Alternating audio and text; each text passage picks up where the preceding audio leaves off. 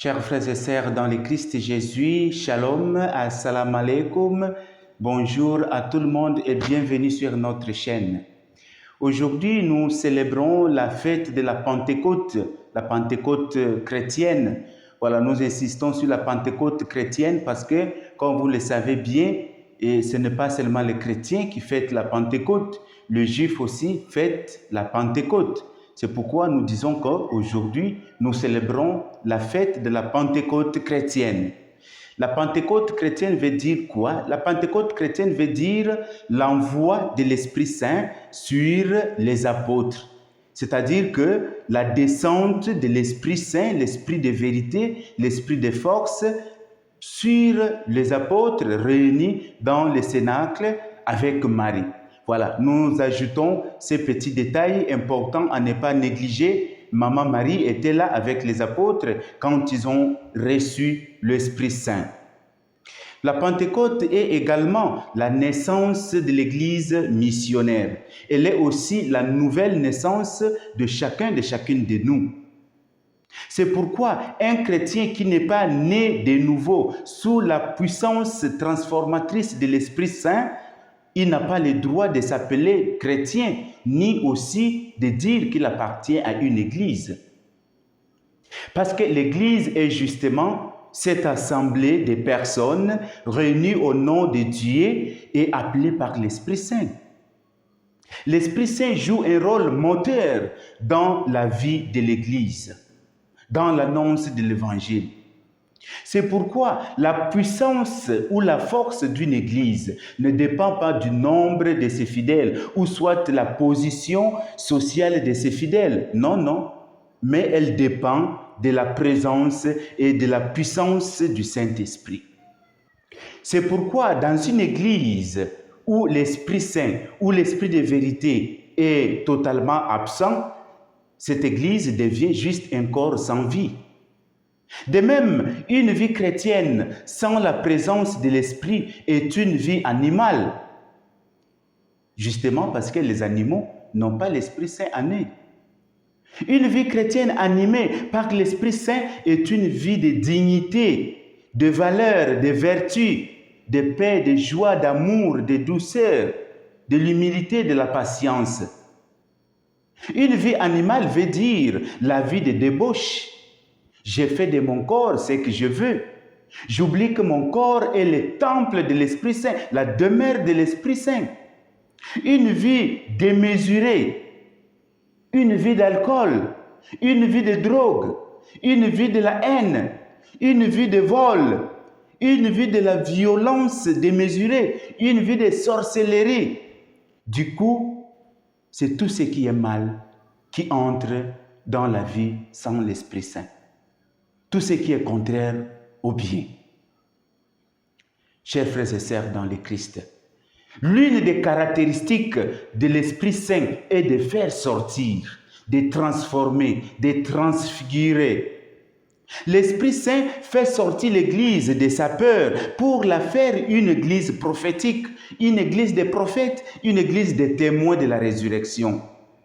C'est pourquoi Pierre dira, nous ne pouvons pas nous taire sur ce que nous avons vu et entendu. Saint Paul dira alors à Timothée, il dit, car l'esprit que Dieu nous a donné n'est pas un esprit de timidité, mais c'est un esprit de force, d'amour et de sagesse. Un prophète est celui qui annonce et qui dénonce.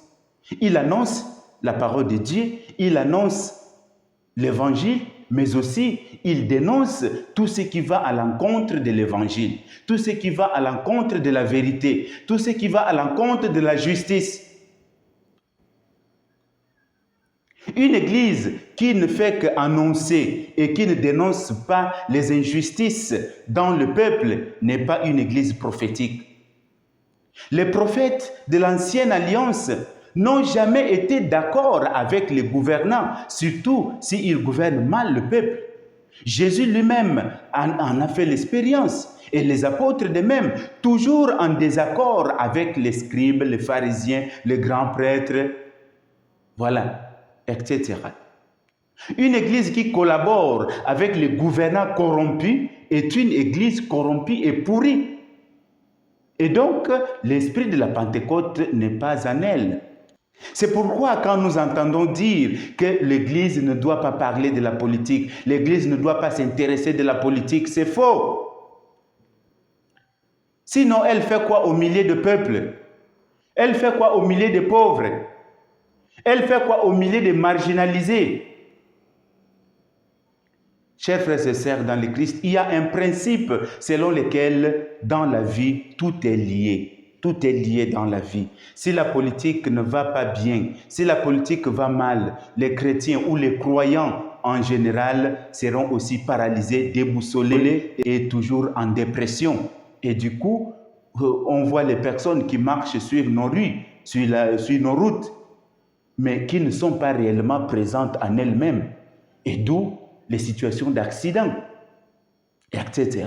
L'Église n'est pas un corps qui observe seulement passivement les choses qui se passent. Non, elle est active parce qu'elle est animée par l'Esprit qui vivifie, l'Esprit qui donne vie. L'Église vit à travers la puissance de l'Esprit Saint.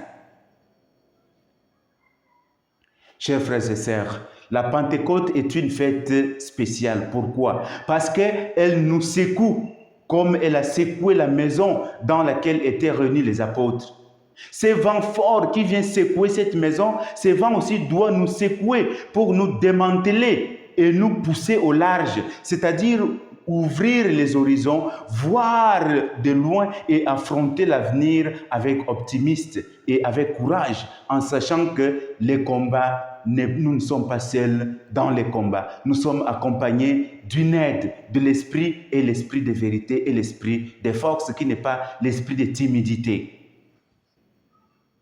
Elle nous permet également de changer la vision que nous avons sur les autres. Frères et sœurs, la Pentecôte que nous célébrons aujourd'hui, elle est l'antithèse de la tour de Babel. Dans la tour de Babel, tout le monde parlait la même langue, mais ils ne s'entendaient pas. Voilà ce qui est curieux. Dans la Pentecôte, chacun parle dans sa langue et on l'entend.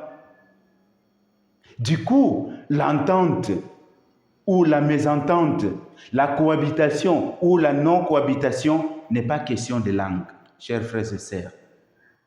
C'est une question de langage. Question de langage. C'est la façon de s'exprimer qui fait problème et non la langue.